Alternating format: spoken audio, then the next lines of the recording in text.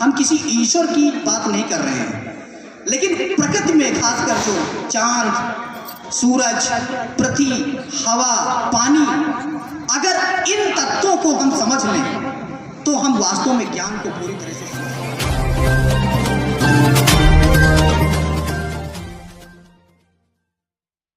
साथियों, आज हम सबके लिए वास्तव में बहुत गर्व का विषय है। शायद आप लोग ये जान तो रहे होंगे लेकिन अनुभव नहीं कर रहे।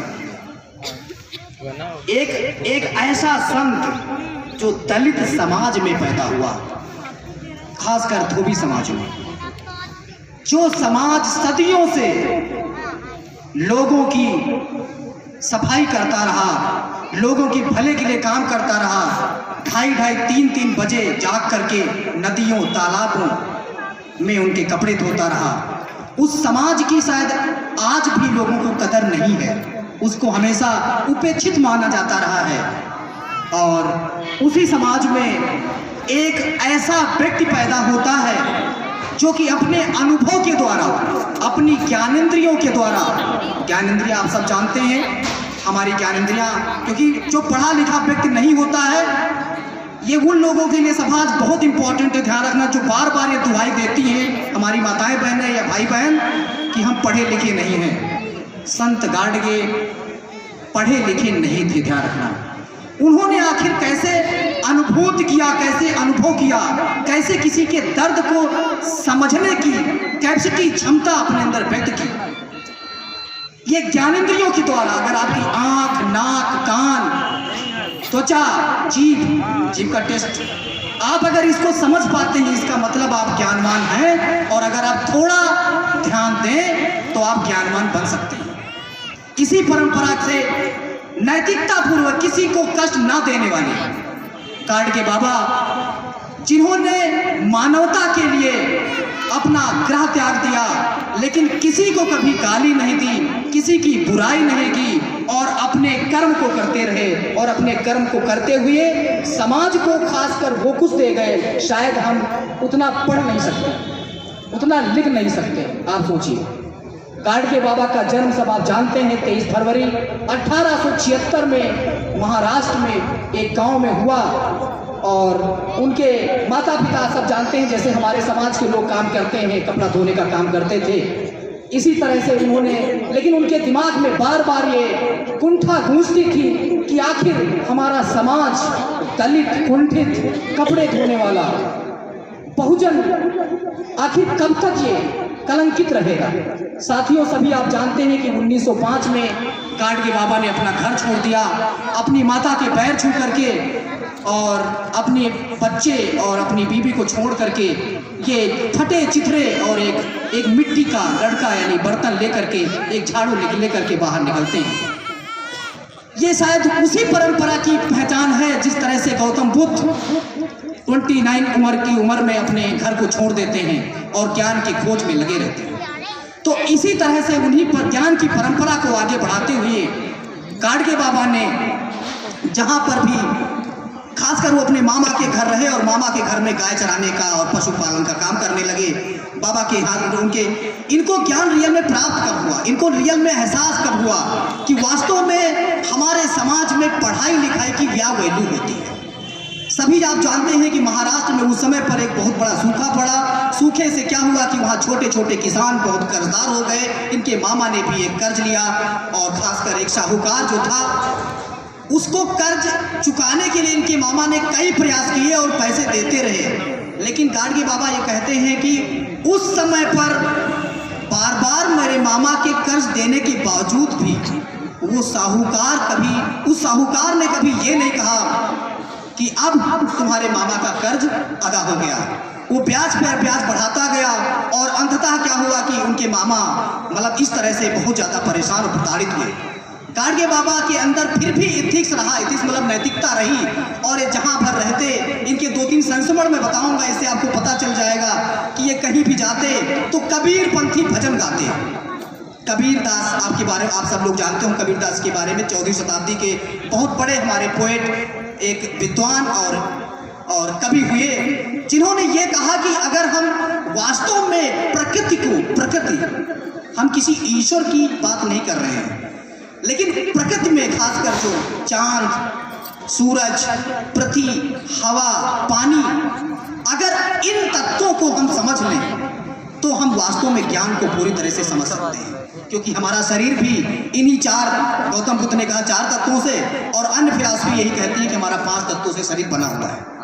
तो उसी परंपरा को बढ़ाते हुए जब भी देखते कि कहीं पर गंदगी है तो उसको साफ करते और वहीं पर भजन कीर्तन करते और लोगों को समझाने की कोशिश करते।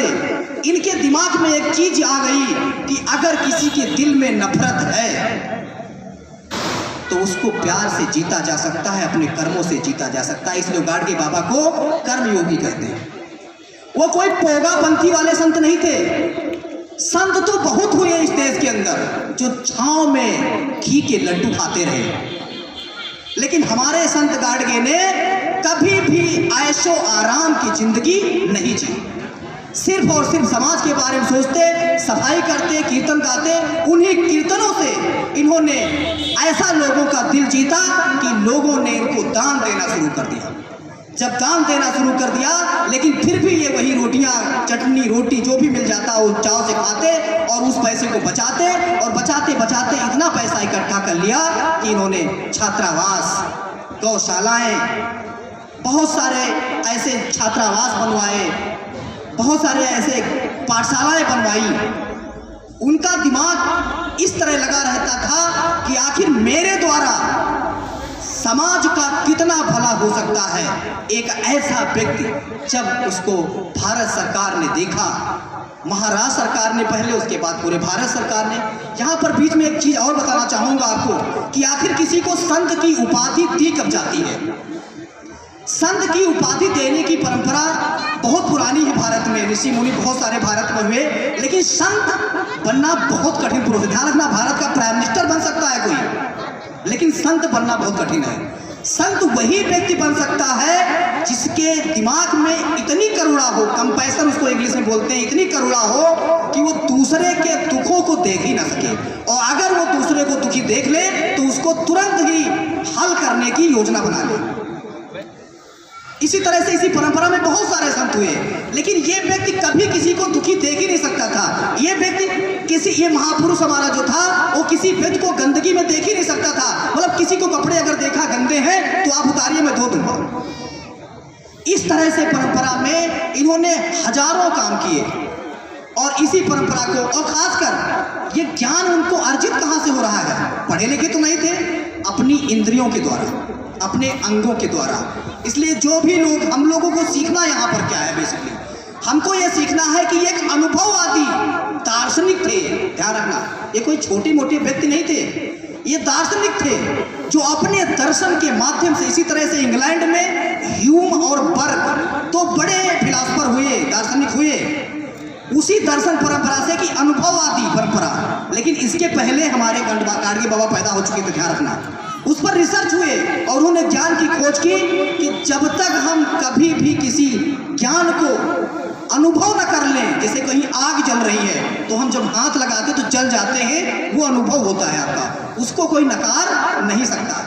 ये साइंटिफिक ज्ञान है, इसको साइंटिफिक टेम्परामेंट कहा गया। और बाद में भारतीय संविधान निर्माताओं ने संविधान में कहा कि भारत में जो भी कुछ होगा वो साइंटिफिक टेम्परामेंट से होगा। कभी भी हम इस बात से नहीं कि अंधविश्वास, पाखंड, दैवी शक्तियां, ये सब पर कोई ऐसी प्रहार नहीं, मतलब ऐसा कोई हमें विश्वास नहीं करना है जब तक हम प्रयोग करके देख लें। साइंटिफिक एक्सपेरिमेंट, उस परंपरा के संत गाडगे, इस पर बहुत सारा रिसर्च चल रहा है। खासकर उत्तर प्रदेश में नहीं, पूरे भारत में गाडगे यूथ ब्रिगेड एक नया संस्थान अभी खुला है, अभी नया ट्रस्ट बना है, ऑर्गेनाइजेशन बना है, जिसने पूरे देश के अंदर चल चल करके गाडगे बाबा के विचारों को, दिल्ली के अंदर विचारों को पनपने के लिए अपने बहुत सारे युवाओं को, बहुत सारे प्रोफेसर, बहुत सारे जज, बहुत सारे वकील इसमें काम कर रहे हैं कि गाडगे बाबा के विचारों को अगर देश में लाया गया तो एक दिन देश में शांति स्थापित होगी। और पूरी दुनिया में आज सबसे बड़ी कला है तो किस तरह की है? कॉन्फ्लिक्ट है लोगों के अंदर, दुराचार है आपस में लोगों के अंदर, लोग एक दूसरे से भिड़ जाते हैं, कंपटीशन कर रहे हैं। गाडगे बाबा की दर्शन से हमको सीखने की जरूरत है कि विश्व में पहले अपने परिवार में शांति लाएं, अपने व्यक्तिगत जीवन में शांति लाएं। अपने माइंड से अगर दूसरे का भला अगर करेंगे तो आपको शांति मिलनी ही मिलनी है। इस परंपरा के गाडगे बाबा, और खासकर एक बात और बता दूं, जब डॉक्टर अंबेडकर विदेश पढ़ने गए और विदेश से वापस आए, उन्होंने देखा कि गाडगे बाबा इस फतेह और चिथड़े कपड़ों में पूरे समाज की सेवा कर रहे हैं। गाडगे बाबा ने देखा तो डॉक्टर अंबेडकर ने जब उनको देखा तो उन्होंने अपना सामाजिक गुरु स्वीकार कर लिया।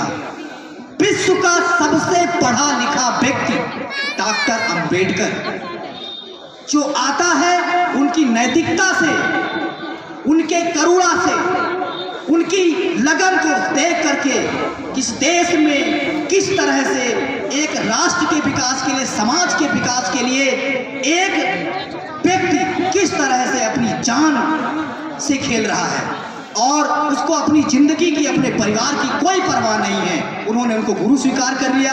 और उनके बारे में आप सब जानते हैं कि जब डॉक्टर अंबेडकर की डेथ होती है 1956 में, 20 दिन के बाद 15 दिन के बाद गाडगे बाबा भी अपना देह त्याग देते हैं, क्योंकि वो जानते थे कि इस दुनिया, इस देश को सुधारने में जितना डॉक्टर अंबेडकर का योगदान रहा है, साइंटिफिक रूप से, वैज्ञानिक रूप से शायद ही किसी मनुष्य का इस धरती पर रहा और रहेगा। ध्यान रखना, हम शायद उनको नहीं समझ पाते हैं और हम अपने समाज के सभी लोगों से करबद्ध प्रार्थना करते हैं कि आप लोग डॉक्टर अंबेडकर को पढ़ो, गाडगे बाबा के पढ़ो और अपने बच्चों को प्यार से समझाओ, उनको बड़े सपने दिखाओ और उनको देश में कुछ अच्छा करने के लिए कहो। सरकारी नौकरी के पीछे मत भागो। आप अगर पढ़े लिखे होंगे तो सब्जी भी बेचेंगे, परचून की दुकान खोलेंगे, बेचेंगे तो आप इज्जत की रोटी खाएंगे। आपका पैसा कोई मार कर नहीं ले जाएगा। और मैं आप लोगों से गुजारिश करूंगा, जो हम सब लोग धोबी समाज के लोग, मैं भी धोबी समाज में ही पैदा हुआ और मैंने एक बहुत दिन बताया भी था, मेरे भी माता पिता पढ़े लिखे नहीं हैं। आपको जानकर अचरज होगा कि जब मैंने अपने बचपन से लेकर के आज तक मैंने जो अपनी जीवन की यात्रा शुरू की और 35 साल तक आज मैं हूँ, मैंने कितने दुख झेले होंगे, कितने कष्ट सहे होंगे, लेकिन मैंने ट्यूशन पढ़ाया, 250 की साइकिल लेकर के मैं 2000 में घर से अपने निकल आया था और मैंने सोच लिया था कि मैं वापस जाऊंगा तो कामयाब होकर ही जाऊंगा, नहीं तो वापस नहीं जाऊंगा। और खासकर डॉक्टर अंबेडकर को और गाडगे बाबा को पढ़ता रहा, उनको समझता रहा, उनसे ऊर्जा मिलती रही। उसके बाद JNU से मैंने MPhil किया, PhD किया। मेरी किताब भी है international human rights regimes in India. उसके बाद में कई किताबें हैं जो दिल्ली विश्वविद्यालय में पाठ्यक्रम में पढ़ाई जाती है, उसमें चैप्टर लिखे। और उसके बाद में अभी दिल्ली विश्वविद्यालय में मैं अपना अध्यापन कार्य कर रहा हूँ और आप लोगों के बीच में बस सिर्फ इसलिए जाता हूँ कि हमारे जो छोटे छोटे भाई बहन हैं, गरीबी में, डर में बड़े सपने नहीं देखते हैं, उनको सपने दिखाइए और ये कामयाबी उनको मिलकर रहेगी। और एक दिन ऐसा होगा, हम अगर आपके दिलों में प्यार बोएंगे तो आप मुझसे नफरत नहीं करोगे, मैं ये जानता हूँ। क्योंकि जिस तरह से एक बंजर भूमि पर एक किसान खाद डाल करके, पानी डाल करके उस मिट्टी को उपजाऊ बना सकता है, तो हम भी किसी को प्यार से गीत सुना करके, अच्छी भाषा बोल करके उसके दिलों में प्यार पैदा कर सकता हूँ। और वो प्यार जो होगा वो लोगों को जोड़ने का काम करता है, तोड़ने का नहीं करता है। गाडगे बाबा ने अपने फिलॉसफी के द्वारा, अपने दर्शन के द्वारा सिर्फ एक ही चीज सिखाई है कि शांतिपूर्वक अपने ज्ञान को बढ़ाइए और लोगों के अंदर प्रेम पैदा करिए और लोगों से जुड़िए। लोग आपसे जुड़ेंगे, आप ऑटोमेटिकली मजबूत होंगे और जब आप मजबूत होंगे तो आपका समाज आपके साथ होगा, सरकारें भी आपके साथ होंगी। और एक दिन जब ऐसा आएगा कि जब सरकार बनेगी तो आपके समाज का प्रतिनिधित्व करने के लिए भी आपके लोग वहां पर पहुंचेंगे। अगर हम गुस्सा हो गए, लड़ाई झगड़ा करते रहे तो लोग हमारी भावनाओं से खिलवाड़ करेंगे और उन्हीं भावनाओं से खिलवाड़ करने के बाद हम मारे जाएंगे। हमको अपनी भावनाओं पर नियंत्रण रख करके काम करना है। और एक बात और मैं बता करके मैं बात अपनी खत्म करूंगा। बार बार लोग ये कहते हैं कि हमारे समाज के लोग टांग खींचते हैं, अक्सर बहुजन समाज के लोग टांग खींचने वाले होते हैं। आप सब जानते हैं कि इस पृथ्वी पर गुरुत्वाकर्षण है और गुरुत्वाकर्षण के द्वारा ही पृथ्वी पर ये वायुमंडल है और जीव है। अगर इस पृथ्वी पर गुरुत्वाकर्षण ना होता तो शायद पृथ्वी पर जीव ना होता, सब जानते हैं। इसी तरह से अगर आपके जीवन में कुछ लोग आपको खींचने वाले नहीं होंगे तो आप बहुत आगे नहीं बढ़ पाओगे। जब आपको खींचने वाले लोग होते हैं तब आपका स्नायु तंत्र ठीक से काम करता है, ध्यान रखना। अगर आपको सब लोग आगे कहेंगे सब लोग बढ़ो सब लोग बढ़ो, तो आप हो सकता है इमोशनल हो जाए, प्यार में डूब जाए। जब आपको पता चल जाता है कि ये व्यक्ति नहीं चाहता है मैं आगे बढ़ूं, तब हम जरूर आगे बढ़ते हैं। हमारा माइंड, हमारा स्नायु तंत्र और तेजी से काम करता है। ये प्रकृति का सिद्धांत है। इसलिए कभी, और ये देखना होगा, जिस समाज को प्रताड़ित किया गया है, जिस समाज को पीछे करने की कोशिश की गई है, वो समाज ऑटोमेटिकली आगे बढ़ा है। आज के 100 साल की पहले महिलाओं की कंडीशन सोच लीजिए। आज क्या कोई परिवार बिना महिलाओं के चल सकता है? आप सोचिए महिलाओं की कंडीशन क्या थी। हमारे दलित समाज की कंडीशन आज धीरे धीरे इंप्रूव हो रही है और एक दिन ऐसा आएगा जब हम पूरे भारत में प्रेम पूर्वक अपनी संस्कृति, अपना कल्चर, अपनी राजनीति, अपनी पार्टियां सब कुछ तय करेंगे, लेकिन बहुत ही ईमानदारी से अपने दिल में ठंडक, अपने दिल में गर्मी रखिए, अपने दिमाग में ठंडक रखिए। हम उल्टा ना करें कि दिमाग में गर्मी और दिल में ठंडक, सब गड़बड़ हो जाएगा। इसलिए मैं ये कहता हूं कि आप सब लोग प्रेम पूर्वक आगे बढ़ें और ये जो ज्वाला है, ये लौ है, आश है, गाडगे बाबा के विचारों को देखते हुए जब भी लगे कि हम बहुत दुख में हैं तो गाडगे बाबा को याद कर लेना। जब भी लगे कि हम दुख में हैं तो सावित्रीबाई फुले को याद कर लेना, डॉक्टर अंबेडकर को याद कर लेना कि उन व्यक्तियों ने कितना सहा होगा। आज तो बहुत अच्छी सुविधाएं हैं, आज तो हमें बोलने का राइट है, आज तो हमारे पास संविधान है। एक समय ऐसा था ना तो हमें बोलने का अधिकार था और ना हमारे पास संविधान था। इसका मतलब है कि हम अपने काम को ईमानदारी से नहीं कर रहे। तो इस परंपरा को आगे बढ़ाते हुए मैं ये चाहता हूं कि आप सब लोग ये प्रण करें कि गाडगे बाबा के विचारों को आज अपने घरों में चर्चा करेंगे, अपने बच्चों से बातें करेंगे, पति अपनी पत्नी से डिस्कस करेगा, पत्नी अपने पति से डिस्कस करेगी, बच्चे अपनी माँ से डिस्कस करेंगे और ये परंपरा चलती रहनी चाहिए। और ये परंपरा चलती रही। यहाँ पर बैठे अगर 10 लोगों में से भी गाडगे बाबा के विचारों पर चलने के लिए अपना मन बना लिया तो समझ लीजिए कि ये प्रोग्राम कैलाश चंद्र माथुर जी का सफल हो गया। और ये सफल होना ही है, हमें पूर्ण विश्वास है। हमारी यहाँ माताएं बहनें बैठी हैं, भाई बैठे हैं, बहुत सारे दोस्त बैठे हैं। हम जानते हैं कि इनकी जो मेहनत है, इनकी जो लगन है, वो एक दिन रंग लाएगी। और ये जो आंदोलन, और दूसरी बात, जब भी हमारे महापुरुष को जन्मदिन आए, जैसे हम होली में, दिवाली में नए नए कपड़े पहनते हैं, अपना घर सजाते हैं, उसी तरह से नहाएं धोएं, अच्छे कपड़े पहने और उनके विचारों को पढ़ें। ये हमारा त्योहार है, ये हमें ऊर्जा देता है, हमें शक्ति देता है। जब हम होली मना सकते हैं, दिवाली मना सकते हैं, तो हम गाडगे बाबा का जन्मदिन क्यों नहीं मना सकते हैं? हम अंबेडकर का जन्मदिन क्यों नहीं मना सकते हैं? और इसके साथ साथ अपने पूर्वजों का भी मनाए जन्मदिन। ध्यान रखना, ये ना सोचिए उन्होंने कुछ नहीं किया। आप अगर बैठे हैं तो अपने पूर्वजों की वजह से और अपने महापुरुषों की वजह से ही यहाँ बैठे हैं। उनसे एनर्जी लें, शक्ति लें और काम करते रहें। और मुझे लगता है कि अब ये परंपरा चलनी चाहिए। आप सभी लोगों ने मुझे इतने शांति से सुना और मुझे इतना प्यार देने की कोशिश की, यहाँ पर इतना इंतजार किया।